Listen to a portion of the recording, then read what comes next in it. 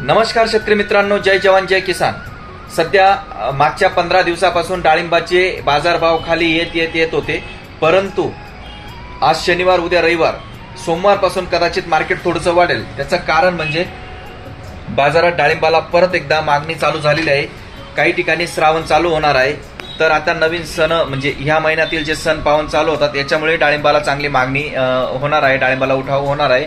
तर मी आज बऱ्याच बागा फिरलो, तर तिथं आपल्याला एक लक्षात आलं की बऱ्याच बागांमध्ये जे मॅच्युरेट फळ असेल, जे पूर्ण परिपक्व तयार झालेलं जे फळ असेल, त्याच्यावर आता प्लेग, बारीक भुणकी, सरपस्कोरा दिसायला सुरुवात झालेली आहे।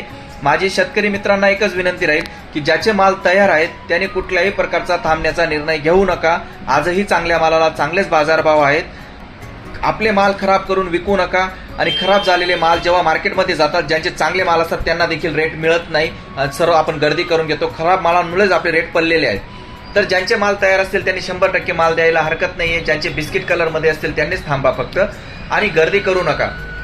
टप्प्याटप्प्याने माल काढत राहा। आता सोमवारपासून थोडंसं मार्केट बऱ्यापैकी आपल्याला चांगलं सुधारलेलं दिसेल, तर त्या जागेवर आपल्याला माल द्यायला हरकत राहणार नाही। आजही चांगल्या मालाला चांगले रेट आहेत।